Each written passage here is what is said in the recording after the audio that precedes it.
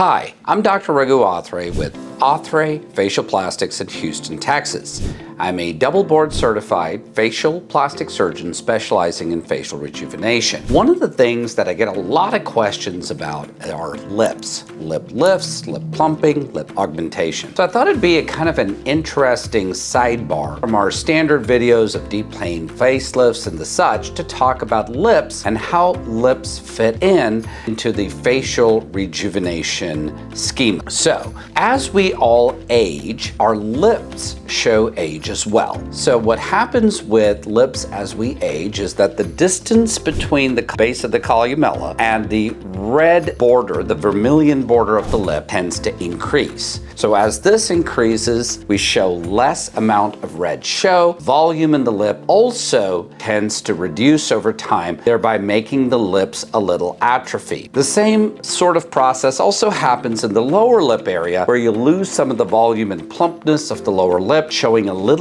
less portion of the red portion of the lip, creating kind of smaller lips. Now, in an ideal aesthetic, when we smile, okay, I made a kind of a more forced smile, but when we smile, we should be showing a little bit of teeth, and that teeth show should also be there at a very restful pose, kind of like, so when we have that very non-movement, non-muscular contraction pose where all the muscles are relaxed, ideally we should be seeing about 2 millimeters, 1.5 millimeters of the top teeth, okay? These are some of the ideals for lips, okay? And this gets lost as we age. So one of my philosophies about facial rejuvenation, I don't see the face as independent sections, namely, oh, we do a cheek lift, or oh, we do an eyelid lift. I see the face as a whole. So one of the things, as we look at the whole, the lips become an important aspect of rejuvenation. So one of the highlights of the rejuvenated face should be balance. The whole face should be in balance, and all of it should look like you turn the clock back. So one of the things that can be done to add balance to the face is rejuvenate this area around the mouth, namely the lips. Okay. How do we do this? Before we understand how we do this, let's kind of do a little deep dive into the ideals of aesthetics. So I mentioned that at full repose, or no muscular contraction, we should have a little bit of teeth show. Another important aspect in the ideal aesthetic proportions, the bottom lip should be a little bit larger than the top lip. And you're gonna say, how much is a little bit? Well, that's normally the golden ratio. So somewhere about 1 1/3, 1.16, somewhere around there, a little bit more than the top lip. Now, this is the idealized ratio. Also, if you take a look from the nose to the chin, the lips should occupy about 40% of that space. These are some of these idealized numbers of what we consider perfect. However, nobody is perfect, and these ideals of beauty also keep changing over time. So with the advent of a lot more lip plumper, lip augmentation, lip filler, all of these procedures in the last decade or so,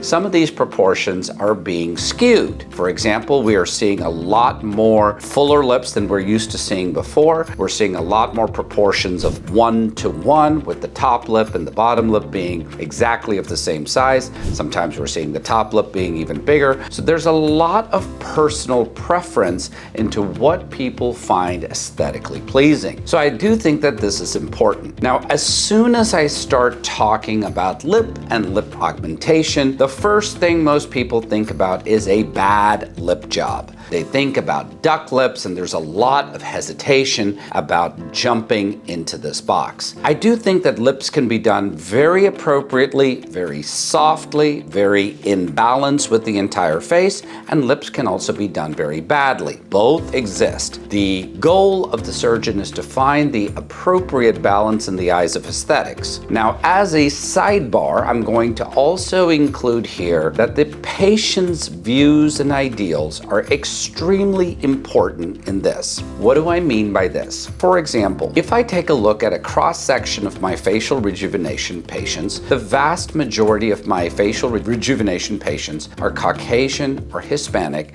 in background and ethnicity. These patients, in majority, do not like very large lips. So when I broach the idea of lip augmentation or lip lifting, there's first an initial amount of hesitation. Why? because they have this idea of the filler lip where it is ducked out and projected forward. This is not what I am talking about. I am merely talking about restoring the amount of red show that a patient has had originally. Now, kind of a personal example that I learned a lot from. Take a look at this patient here. This patient is an African American woman who traveled across the country. She had had a lip lift previously and was still unhappy with the size of her lips. She had asked me to do a secondary revision upper lip lift with a lower lip lift to boot. When I met her, I tried as far as I could to convince her against this. I had asked her maybe 20 or 30 times whether or not this is exactly what she wanted. And she convinced me, saying that this was her aesthetic, this is what she liked, this is what she wanted, and hence I went ahead and did a revision lip lift on the top and a lower lip lift on the bottom. If you ask me very bluntly, what do I think about her results? I think that her results look good from a surgical standpoint, but maybe a little too much for me. However, the patient is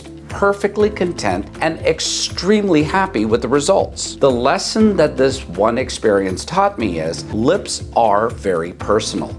This is something that I really need to take into account the patient's individual aesthetic and not just my overall aesthetic in making such decisions. So that's the little sidebar when it comes to lips. Now, when you look at lip lifting as a rejuvenation tool, there are several options. Let's take a look at the simplest option. Most of my facial rejuvenation patients include some degree of autologous fat transfer. Most of the fat transfer is really for the lower eyelid, cheek region, and some of the temporal hollows, but that same fat can be placed in the lips. This does give a very soft appearance, and for minimal amount of rejuvenation of the lips, it works quite well. We can use a combination of microfat along with some nano fat to give some very nice soft results in the lip region. Moving up to the next area of lip lifting, let's talk about the upper lip. We can do an internal V to Y lift of the upper lip. There are some advantages in doing a V to Y lip lift. What this does is essentially lift the central portion of the lip. So in someone who's got decent amount of red show over the lateral portion with just some minimal amount of lifting of the central portion needed, the internal V to Y lip lift works great. Another advantage of it is it's completely scarless since all the incisions are made on the inside surface of the lip. All lip lifting will increase the amount of red show. It does not increase the projection, thereby you don't get that ducky look. If you want to move up to the next level of lip lifting, we have the subnasal lip lift, and this was much popularized by Dr. Ben Tele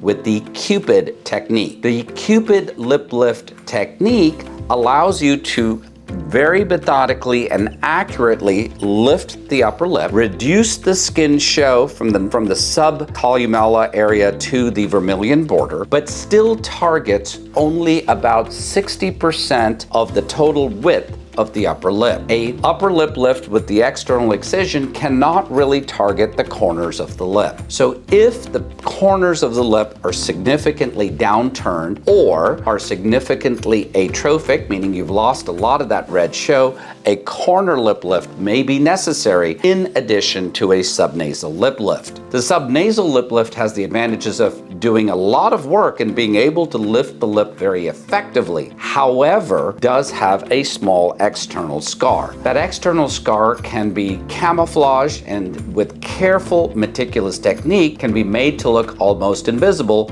But let's get real, there is an external incisional scar. This takes about 6 to 8 weeks for that scar to completely mature and fade away into nothingness. When dealing with the lower lip, our options are primarily number 1, fat transfer, as we discussed for the upper lip, and number 2, an internal lip lift to roll out the lower lip. Since the corners of the lip are less important on the lower lip, an internal V to Y lip lift works excellent at being able to roll out the lower lip. lip. The meat of this talk is really explaining to people that lip lifts are an important aspect of the complete facial rejuvenation picture. So if we take a look at this patient here, she is another lip lift patient, and she has an excellent result at 1 month after surgery. Now, if we take a look at this patient here, this is a Caucasian patient who has also had a lip lift and is very happy with her lip results, but you can see it is very soft and does not show significant amount of the duck billing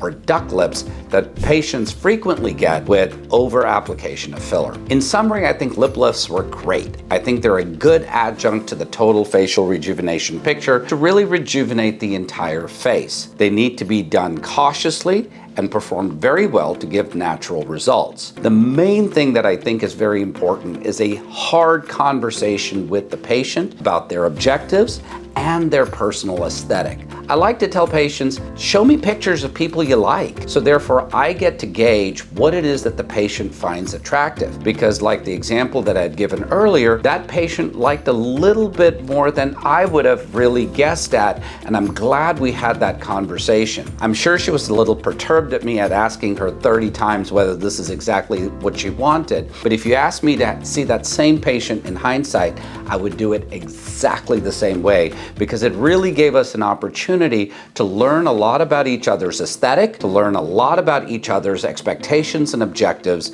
and really for me to deliver exactly what she had in mind. I hope this talk has been helpful. I hope you've learned a lot from this talk, and you've really gotten a little something about lip lifts and how they fit into the entire schema of facial rejuvenation. If you found this talk helpful, please give us a like, hit the subscribe button. If you've got questions or ideas for future talks, please hit us up on one of our channels like email, DMs, or send up a smoke signal. We'll try and figure it out. Till next time, I'm Dr. Raghu Athré with Athre Facial Plastics in Houston, Texas.